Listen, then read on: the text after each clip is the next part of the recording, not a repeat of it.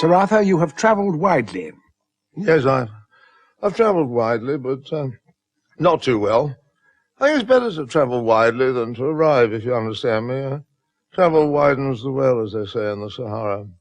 Arrive, arrive, arrive, arrive, they say in Dublin's fair city. But the short answer to your question, I suppose, is yes, thank you, I will. What's your favourite place in the world?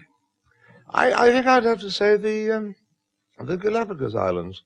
Extraordinary creatures live there in the Galapagos. Beautiful little 2-footed millipede, to name but one. What particularly lodges in my mind is the armadillos.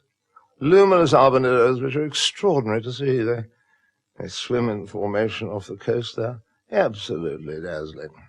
What is the cause of their luminosity? Phosphorescence? Paint. Paint? Yes, luminous paint that's put on them. By whom? By the painter bird. These are birds which once a year fly over to Latin America, dive into huge vats of luminous paint, and then fly all the way back and wipe themselves off on the armadillos.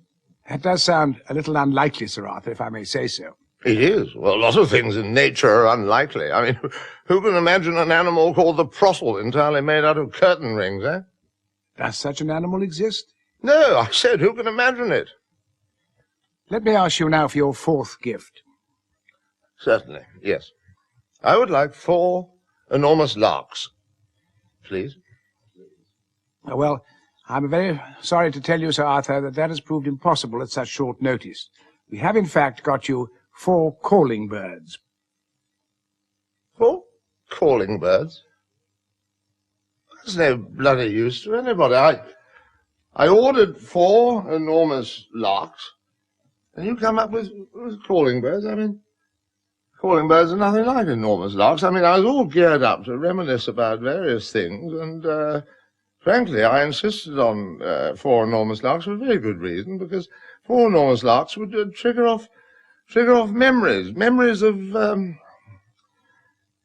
I don't know what. I mean, if there were 4 enormous larks out here on the lawn, then they would trigger off a memory. But there aren't 4 enormous larks here on the lawn. It's absolutely like they're all on the lawn apart from grass, and the only thing it triggers off is a sort of memory of just looking out of the window now and seeing the lawn completely denuded of larks, which is not the sort of thing I want to talk about at all. As for these calling birds, they don't remind me of anything. I mean, all they remind me of is how we should have had these 4 enormous larks here and how annoying it is. I mean, it just seems to have reached a complete impasse. You were, I believe, in the 20s in Montparnasse. What? In Paris in the 20s. Paris in the 20s? Oh, yes, in the 20s in Paris with all the larks in Montparnasse. It was a bit like London in the 60s, actually, and in black and white and without subtitles. I was very poor. I had a pathetically weedy little moustache, and I was absolutely homeless. But I was young, and I desperately wanted to paint. You knocked on the first door you came to? Yes, and I painted it. There was no answer, but the door swung open, and there in the centre of the room was this most peculiar melting bed draped over an ironing board. I had stumbled into the garret of Salvador Dali. Fascinating. Yes. What looked like a melting mattress over an ironing board was, in fact, his landlady, Madame Chevignon. Dali himself had to leave in a hurry due to an accident with a burning giraffe. Silly fool, he could never look after them. And later you met Edith Piaf. Yes, in that very room. I remember I was talking to her on this particular occasion, and she said to me, "Je ne regrette rien." And I said, "Oh, come on, Edith, there must be something." And she said, "Absolutely not, apart from possibly, I suppose, agreeing to come to this room this very evening." Did you know I admired her? I admired her for her honesty. You lived with Piaf in Paris for some years, I think. No, I sat with Piaf in Paris for some seconds. But you did know the Surrealists well.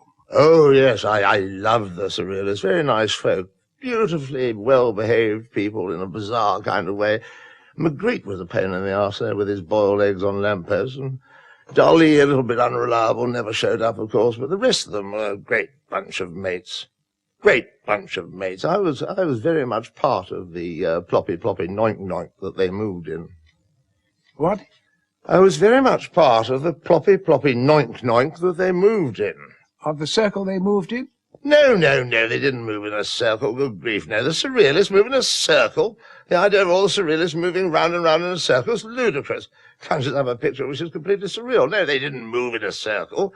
They moved in a hot water bibble. A hot water bottle? Bibble. They despised hot water bottles, wouldn't have them in the house. Bourgeois, they said, apart from Magritte. Magritte had a hot water bottle. He used to boil his eggs in it whenever he needed one for a lamppost or whatever. We all disliked him intensely. Why? Frankly, we thought he was a bit mad. Frightful little man with that stupid little wax moustache on his bottom.